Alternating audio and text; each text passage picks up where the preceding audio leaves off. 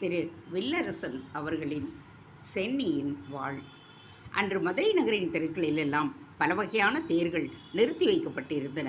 கோட்டைக்குள்ளே தேர்களை நிறுத்தி வைக்க இடம் போதவில்லை என்பதால் வருகை புரிந்திருந்த விருந்தினர்கள் பலரும் தேரோட்டிகளிடம் தங்களுக்கென ஒதுக்கப்பட்டிருக்கும் மாளிகைகளின் அருகேயே தேர்களை நிறுத்தி வைக்க சொல்லிவிட்டு கயல் கொண்ட பாண்டியரின் அரண்மனைப்படிகளில் ஏறி விரைந்த வண்ணம் இருந்தனர். அரண்மனை வாயில் பாண்டிய வீரர்கள் காவலோடு பார்ப்பதற்கு மிகவும் பரபரப்பாகவும் பலவித அலங்காரங்களுடனும் கலகலப்புடனும் காணப்பட்டது. அரண்மனை மட்டுமின்றி அப்பொழுது மதுரை நகரமே கடந்த சில நாட்களாகவே விழாக்கோலம் பூண்டியிருந்தது. மக்களும் மகிழ்வுடன் தங்களுக்குள்ளே இருக்கும் பகை கசப்பு எல்லாவற்றையும் மறந்துவிட்டு ஒருவருக்கொருவர் சிரித்து பேசிக்கொண்டு கொண்டாடினர். பலர் அரண்மனையிலிருந்து வரப்போகும் நற்செய்தியை கேட்க ஆவலோடு காத்திருந்தனர். இவை அனைத்திற்கும் காரணம் வேறு யாருமில்லை, கயல் கொண்ட பாண்டியருக்கு பிறந்த மூத்தவளும் பாண்டிய இளவரசியுமான அங்கேயர்கண்ணியின் திருமண தேர்வு விழாதான். அதை முன்னிட்டுதான் நகரே கோலாகலமாக ஒப்பனையில் காட்சியளித்தது.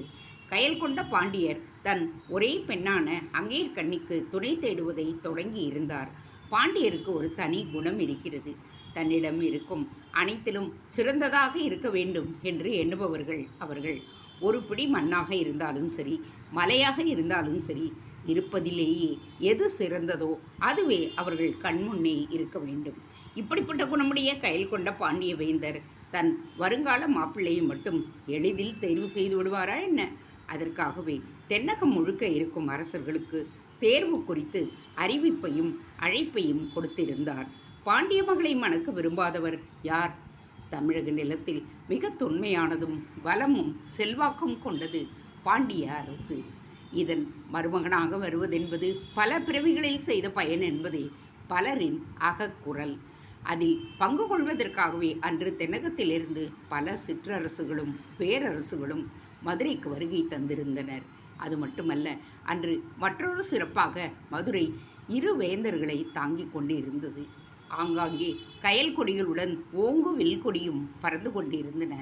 அரண்மனை முற்றத்தில் அரச மகளிர் கூடி அன்றைய அவையும் அதில் வருகை தந்திருப்பவர்களையும் பற்றி தங்களுக்குள் பேசிக்கொண்டிருந்தனர். அப்படி நின்றிருக்கும் பெண்களுடன் பாண்டிய இளவரசி அங்கேயர்கண்ணியும் இருந்தாள். அவள்தான் அழகு, அழகுதான் அவள். மாநிறமும் மயில் தோகை போன்ற பட்டுமேனியும் வளமிகு மார்பும் வளைந்து போகும் இடையும் மிதமான பின்னழகும் கொண்டு வியப்பூட்டும் தோரணைக்கு சொந்தக்காரியானவள் அவள். மீனை போன்ற தன் விழிகளை கீழே இருக்கும் அரசவை முழுக்க மேயவிட்டு தனக்காக ஆடவனாக யார் வரப்போவது என்பதை மிக ஆவலுடன் தேடினாள் அவள். அப்பொழுது தன்னை சுற்றி தோழிகளுடன் காணப்படும் அவளுக்கு உடல் முழுவதும் அணிந்திருக்கும் அணிகலன்கள் உடலோடு உருசி எரிச்சலை மூட்டி புற நெருடலை தந்தன. இருப்பினும் அவள் அதை யாரிடமும் வெளிப்படுத்தவில்லை. தாயில்லா தனக்கு அரச மகளிர் அனைவரும் ஒன்று கூடி ஆசையாக இந்த அலங்காரத்தை செய்து முடித்திருக்கிறார்கள். இப்பொழுது இது அசௌகரியம் தருகிறது என்று கூறினால் எங்கு அவர்களுடைய மனம் கோணிவிடுமோ என்று அதை தாங்கிக் கொண்டு சிரித்த முகத்துடன் காணப்பட்டாள் அவள். அவள் எப்போதுமே அப்படித்தான். மற்றவர்களின் மனம் ஒரு நொடி கூட நொந்துவிடக்கூடாது என்று பக்குவமாக நடந்து கொள்பவள். முற்றத்தில் நின்றிருந்தவள் மீண்டும் ஒரு முறை அவையில் வீட்டிற்கும் அரச வாரிசுகளை அவளோடு நோட்டமிட்டாள். அவர்களில் யார் தனக்கானவன் என்பதை மனதிற்குள்ளேயே பொருத்தி பார்த்தாள். சேர இளவரசன் வஞ்சி பொறையன் தன் தந்தையான வெல்கொண்ட சேரருக்கு சற்று தள்ளி நின்றிருந்தான். அவ்வப்பொழுது முற்றத்தில் தெரியும் அங்கேயர்கண்ணியை முருகனுடன் பார்த்து ரசித்தான் அவன். அவனுக்கும் இந்த போட்டியில் பங்கு கொள்ள விருப்பம் இருந்தது. ஆனால் எங்கு தோற்றுவிடுவோமோ என்ற நெருடலும் வேறு யாரேனும் வென்று விடுவார்களோ என்ற கவலையுடன் நின்றிருந்தான் வஞ்சி பொறையன். என்ன, இன்றேனும் யாராவது வெற்றி பெறுவார்களா என வினவினாள் அங்கேயர்கண்ணியின் அருகே நின்றிருந்த தோழியும் உதவி பெண்ணுமான செம்மலர் செல்வி. இன்று போட்டியின் 2வது நாள். இதுவரை முயன்றவர்கள் யாரும் அந்த சங்கிலியை தகர்க்கவில்லை. பெரும் பெரும் தசைகளுடன் பனைமரம் போல் தோற்றமுடைய ஆண்மகன்கள் என எத்தனையோ இளவரசர்கள் முயன்று பார்த்து விட்டார்கள். ஒருவராலும் யாழிச் சங்கிலியை தவிர்க்க முடியவில்லை, தகர்க்க முடியவில்லை. போதாதற்கு கேள்விகள் வேறு உள்ளன. போகின்ற போக்கை பார்த்தால் நம் தேவியின் திருமணம் என்று குறும்பாக பேச்சை இழுத்தாள் பாண்டிய அரச குடும்பத்தைச் சேர்ந்த மற்றொரு பெண்ணான பிறை. பிறைக்கு இளவரசி மீது பொறாமை இருந்து வந்தது. உடன் வளர்ந்த தன் உறவுக்காரியான அங்கேற்கண்ணிக்கு இத்தனை இளவரசர்கள் போட்டி போட்டுக் கொள்ளுவதே அப்பொழுது பிறையின் மனதில் உள்ள பொறாமை தீயை வளர்க்கும் காற்று. பிறையின் மனதில் ஒன்றை வைத்து கொண்டு சொன்னதாக கேட்ட அங்கேற்கண்ணி முகம் வாடினாள். தன் இளவரசியின் முகம் வாடுவதைக் கண்ட செம்மலர் பிறையின் முகத்தை ஏறிட்டாள். செம்மலருக்கு பிறையின் குணமும் இளவரசியின் மீது பொறாமை கொண்ட அவளது மனமும் நன்றாக தெரியும். அதனால் திருமணம் நடக்கத்தான் போகிறது. வானை கிழித்து கொண்டு ஒருவன் வந்து இந்த அவைக்குள் குதிக்கத்தான் போகின்றான்.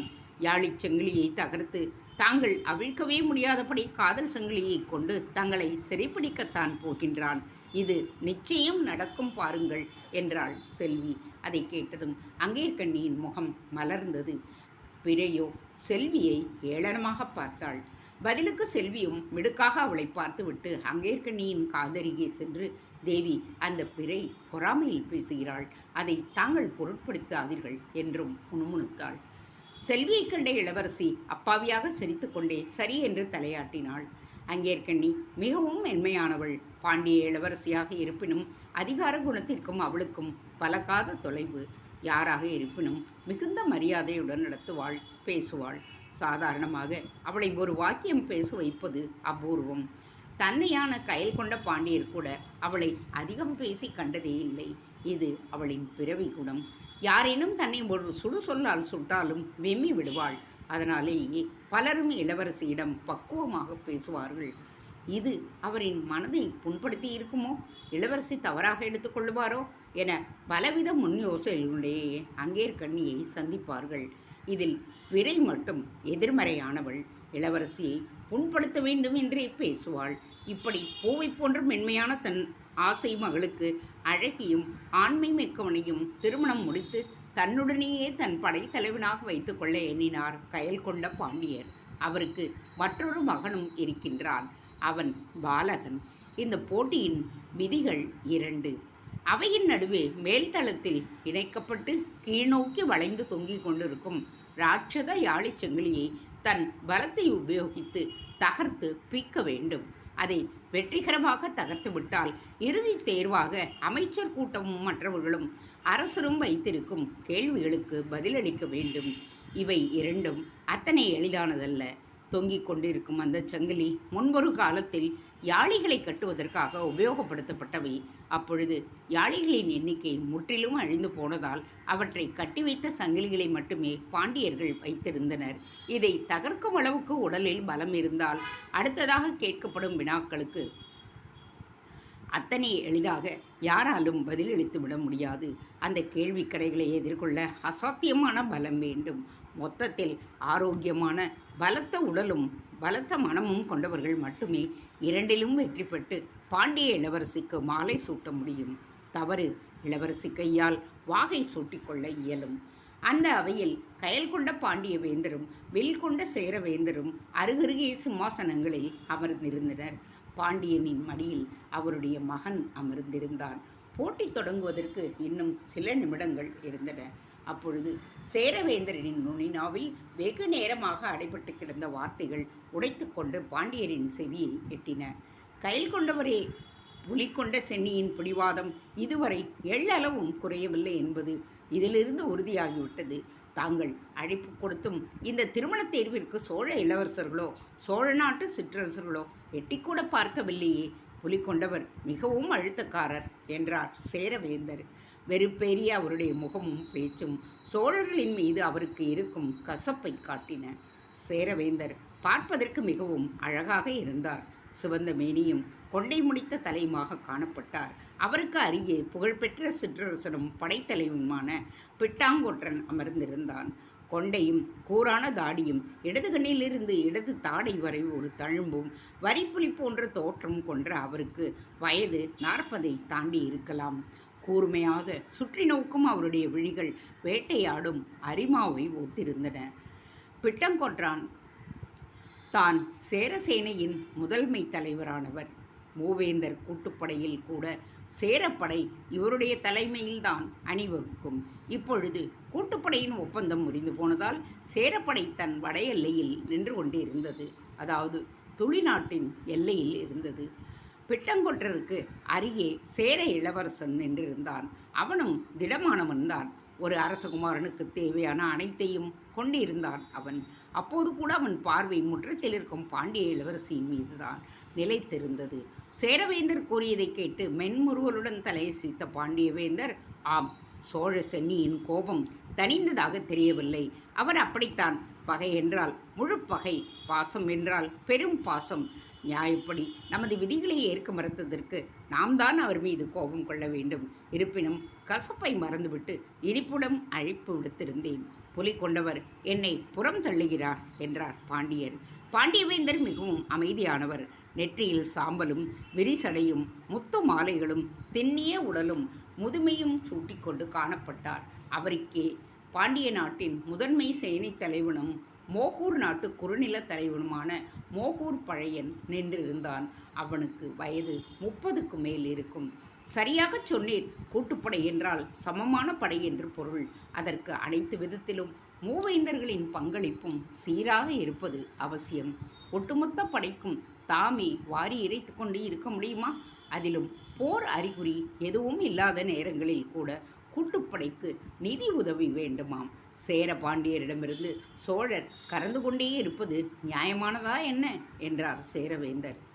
நிதியில் சதி இருப்பது கூட பரவாயில்லை சேரரே.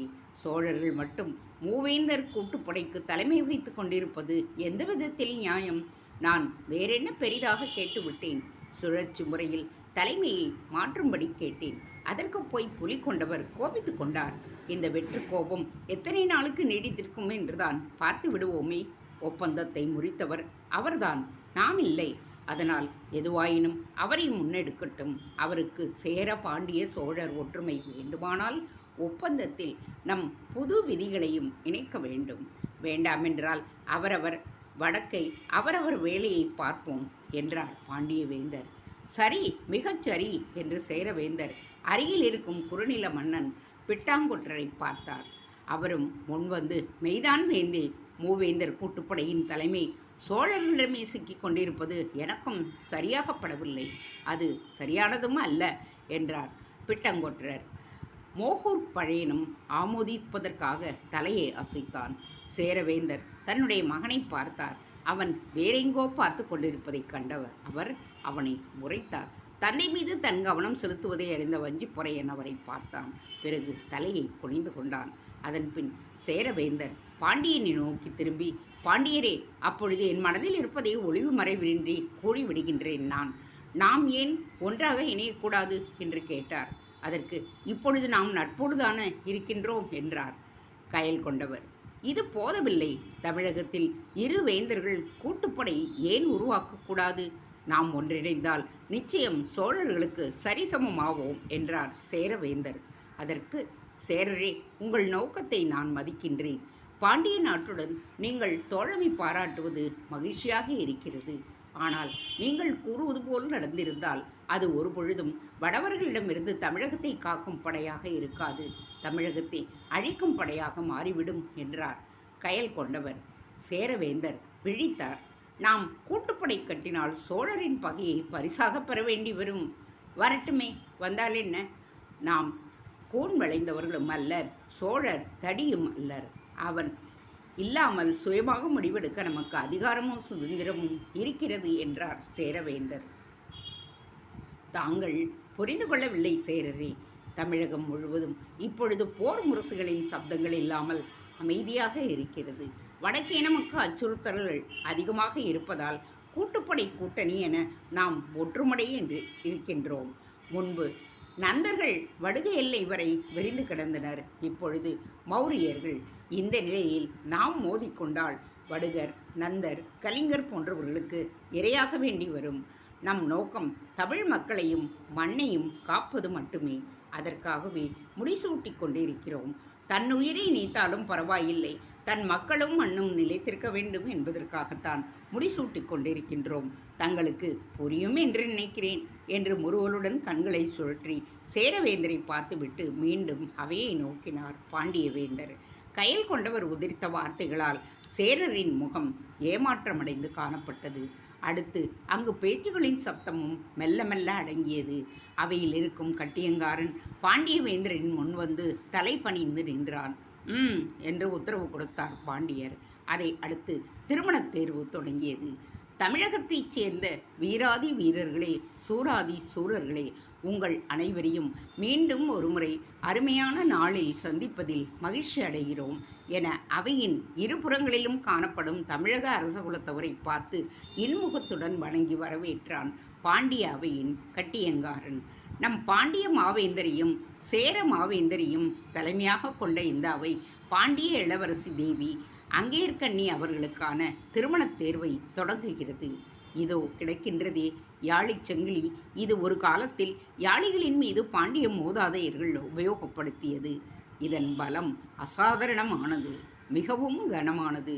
சுத்த வீரர்களால் மட்டுமே இதை வெறும் கைகளால் தகர்த்த இயலும். அப்படி இதை தகர்ப்போர் இறுதித் தேர்வுக்கு முன்னேறுவார்கள். தேர்வு தொடங்கட்டும் என கட்டியங்காரன் கூறி முடித்ததும் அவையின் நெருங்கிய ஊழியன் ஒருவன் அவன் காதில் ஏதோ சொன்னான். அதை நன்றாக கேட்டுக்கொண்ட கட்டியங்காரன் தலையை அசைத்துவிட்டு, இன்று முதலில் பங்கு கொள்ளப் போவது காணப்பேரியில் இளவரசர் என்று அறிவித்தான்.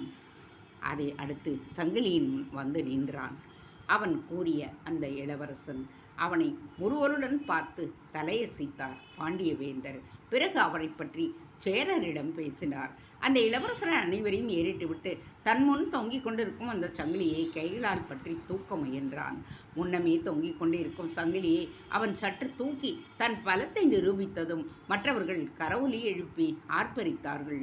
சுற்றியிருக்கும் தோழி பெண்கள் கரவொலி எழுப்பி அங்கேற்கண்ணி அவன்தான் தனக்கானவனா என்கின்ற ஆவல் விழிகளில் தெரிய அவனை பார்த்தாள். செல்வியும் மற்றவர்களும் அவ்வப்பொழுது கேலி செய்து கொண்டு அவள் கன்னங்களை வேறு சுவப்பேற்ற வைத்தார்கள். காணப்பேரியில் இளவரசன் அதை தன் இரு கைகளாலும் பிடித்து இழுத்து தகர்க்க பார்த்தான். அந்த முயற்சியின் பொழுது அவனுடைய கழுத்து நரம்புகள் எல்லாம் புடைத்தன. மூச்சை பிடித்து கொண்டு வலு சேர்த்து எவ்வளவோ முயன்றான். ஆனால் மிகவும் கடினமாக இருந்தது. அதே நேரம் மதுரை கோட்டத்திற்குள் கருப்பும் வெள்ளையும் கலந்த நிறத்தில் புறவி ஒன்று நுழைந்தது. அதன் மேல் ஓர் இளைஞன் வீற்றிருந்தான். அவன் மனிதனா இல்லை தேவேந்திரனா என அவனை காண்பவர்கள் எல்லாம் சந்தேகிப்பர். அவன் அழகு உடலும், ஆஹா இவன்தான் ஐயா ஆண்மகன், என்ன வசீகரமான முகம், அடடே என்று பலரையும் ரசிக்க வைத்தது. வீதிகளில் அவன் புரவி மிதமான நடைபோட்டு செல்ல இருபுறமும் இருப்போர் அவனையே கவனித்தனர். மாநிறம், கட்டுக்கோப்பான உடல், வெள்ளை நிறத்தில் ஒரு கீழாடை, செம்மண் நிற சட்டை.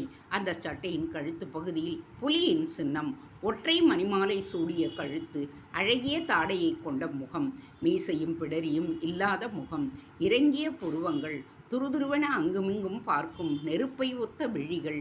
பின் கொண்டை போட்டிருந்தாலும் இடது பக்க நெற்றியில் மட்டும் கற்றை முடி விழுந்திருந்தது. அதுவும் சுருள் சுருளாக காற்றில் ஆடிக்கொண்டிருந்தது. அந்த இளைஞன் வந்த புரவியின் இரு பக்கமும் மூட்டைகளும் ஒரு வேலும் வாளும் வில்லும் வளரியும் அம்புக்கூடும் அதில் சில அம்புகளும் இருந்தன. பார்த்த உடனேயே அவன் ஒரு படைவீரன் என்பதை அறிந்து கொள்ளக்கூடிய வண்ணம் காட்சியளித்தான் அந்த இளைஞன். அந்த இளைஞன் தன் புரவியை ஒரு உணவு விடுதியின் முன் சென்று நிறுத்தினான். புதிதாக இருக்கும் அவனை சுற்றி இருப்போர் கவனித்த வண்ணம்தான் இருந்தனர். இத்தனை பேர் கவனிப்பதற்கு முக்கிய காரணமே அவனது மர்மமான தோரணை தான். எளிய மனிதன் போல் அவன் தோற்றமும் தோரணையும் இல்லை. அவன் பெரிதாக செயல் ஒன்றையும் செய்துவிடவில்லை. புரவியைத்தான் தட்டி கொண்டு வந்தான். ஆனால் அதில் தெரிந்த தோரணை மிகவும் விசித்திரமாக இருந்தது. புரவியிலிருந்து கீழே குதித்தவன் அதன் முகத்தை தடவி கொடுத்தான். அப்பொழுது இத்தனை நேரம் அவனை பார்த்து கொண்டிருந்த விடுதியின் உரிமையாளன் மரியாதையுடன் வந்து அவனை அணுகினான். வருக வருக ஐயா, வணக்கம் என முகத்திற்கு முன் கைகளை கூப்பி வணங்கினான் விடுதி உரிமையாளன். அந்த இளைஞன் புரவியை தடவி கொடுத்தபடியே விடுதிக்காரனை பார்த்தான். அவனது கூர்மையான பார்வை விடுதி உரிமையாளனை ஏதோ செய்தது. பிறகு புரவிக்கு நீரும் உணவும் தேவை என ஆண்மைமிக்க தன் குரலில் பேசினான் அவ்விளைஞன். கிடைக்கும் ஐயா, சற்று இருங்கள் என்ற விடுதிக்காரன் தன் ஊழியன் ஒருவனை அருகே கூப்பிட்டு புரவியை அழைத்துச் செல்லும்படி கட்டளையிட்டான். அதையடுத்து புரவி ஊழியனுடன் சென்றது. தங்களுக்கு என்று வினவினான் விடுதிக்காரன். உணவு வேண்டும் என்றான் இளைஞன். வாருங்கள், அறுசுவையில் உணவு தயாராக உள்ளது என அவனை விடுதி உரிமையாளன் உள்ளே அழைத்துச் சென்றான். ஓலை வேய்ந்த அந்த விடுதிக்குள் தன்னுடன் நுழைந்த இளைஞனை சிறப்பாக கவனித்தான் விடுதிக்காரன்.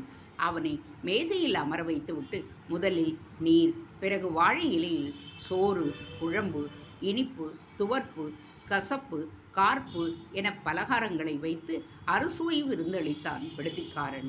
அந்த இளைஞன் முதலில் சோற்றை பிசைந்து ஒரு வாய் உண்டான். மென்றதுமே கண்களை மூடி அதன் சுவையை ரசித்தான். கண்களை திறந்தவன் முறுவலுடன் அருமையான சுவை என்று விடுதிக்காரனை பாராட்டினான். பார்ப்பதற்கு கரடுமுரடான முகத்துடனும் தோற்றமளிக்கும் அந்த இளைஞன் சிரித்ததும் வசீகரமாகச் சிரித்தான். அதற்குள் விடுதிக்காரன் நிறைவான மகிழ்ச்சி சிரிப்புடன், "மகிழ்ச்சி ஐயா" என்றான். "சற்று இப்படி அமருங்கள், தங்களுடன் பேச வேண்டும்" என்றான் அந்த இளைஞன். அதை கேட்ட விடுதிக்காரன் முதலில் தயங்கினான். அவன் தயங்குவதைக் கண்ட இளைஞன் சோற்றை மென்றபடியே, "அமருங்கள், உங்களை ஒன்றும் தின்றுவிட மாட்டேன், தயக்கமின்றி அமரலாம்" என்று கேலியாகவே கூறினான்.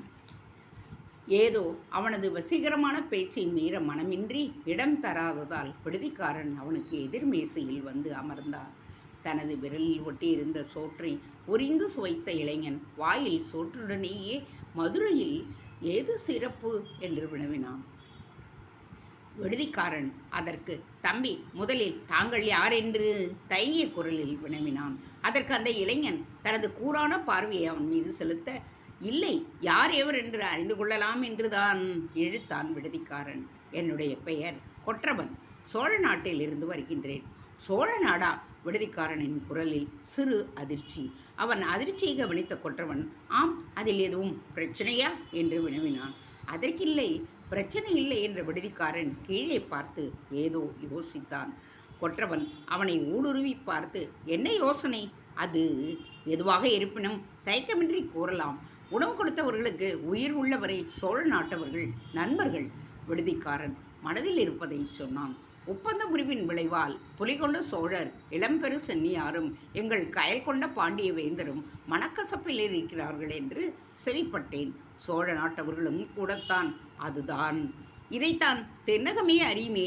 எனக்குள் எந்த கசப்பும் இல்லை. சரி, அது இப்போது முக்கியமில்லை. இங்கு என்ன விழா நடந்து கொண்டிருக்கிறது?" "எங்கள் இளவரசிக்கு திருமணத் தேர்வு நடக்கிறது." அதை கேட்டு கொற்றவன் சிரித்தான். "தென்னகத்திலிருந்து ஏராளமான அரசர்களும் இளவரசர்களும் மதுரைக்கு வருகை தந்துள்ளார்கள். ஒன்று தெரியுமா? உங்கள் சோழ நாட்டில் இருந்து ஒரு வண்டு கூட இந்த பக்கம் வரவில்லை. அதை பற்றித்தான் மதுரை முழுவதுமே பேச்சாக இருக்கிறது." "ஆமாம், உங்கள் நாட்டில் இரட்டை பிறவியில் இளவரசர்கள் இருக்கிறாராமே?" "ஆம், ஒருவர் வெற்றிவேல் சென்னி, மற்றொருவர் வெண்வேல் சென்னி." இதை சொல்லும்போது கூட கொற்றவன் சிந்தனையிலேயே இருந்தான். 3 இளவரசர்கள் முயன்றனர். ஆனால் ஒருவரால் கூட அந்த யாழிச் செங்கிலியை தகர்க்க முடியவில்லை. அந்த நேரம் மற்றொருவன் முயன்று கொண்டிருந்தான். தன் மொத்த பலத்தையும் உபயோகித்தான் அவன். ஆனால் மூச்சு முட்டி கொண்டதால் மயங்கி விழலானான். அதை கண்டு அவை ஏமாற்ற ஒலி எழுப்பியது. பாண்டிய இளவரசியும் பெருமூச்சு விட்டாள். சேரவேந்தரும் பாண்டியவேந்தரும் தூக்கிச் செயல்படும் அவளையே பார்த்து கொண்டிருந்தனர். அப்போதுதான் அவைக்குள் அந்த பெரும் நிழல் ஊடுருவத் தொடங்கியது. அரண்மனை வாயிலை கதிரவன் ஆக்கிரமித்து கொண்டிருக்க அதன் நடுவே கருப்பாக ஒருவன் உள்ளே நுழைவது தெரிந்தது. அனைவருடைய கவனமும் உள்ளே நுழையும் அவன் மீது திரும்பியது. முற்றத்தில் நின்றிருக்கும் அங்கேற்கண்ணியும் அவனை பார்த்தாள். முதலில் யாரென்று தெரிந்து கொள்ள பார்த்தவள் வருபவனை கண்டதும் முகம் மாறினாள். அத்தனை அழகுடைய அந்த இளைஞனை கண்டதும் பாண்டிய இளவரசியின் விழிகள் வியப்பை கக்கின. அங்கு கொற்றவன் மிகவும் மெடுக்காக அவைக்குள் நுழைந்தான். பாண்டிய வேந்தரும் சேரவேந்தரும் வருவது யார் என்று உற்று பார்த்தனர். அவையின் நடுவே வந்து நின்ற கொற்றவன் தனக்கு முன் தொங்கிக் கொண்டிருக்கும் யாழிச் சங்கிலியை பார்த்தான். பிறகு நேரே கயல் கொண்ட பாண்டியரையும் வில் கொண்ட சேரரையும் நோக்கி கரம் கூப்பி தலைப்பணிந்து வணங்கிவிட்டு நிமிர்ந்தான். "யாம் கொற்றவன், சோழவேந்தர் இளம்பெரும் சென்னியின் தூதுவன்" என்றான் கொற்றவன் என்னும் அந்த இளைஞன்.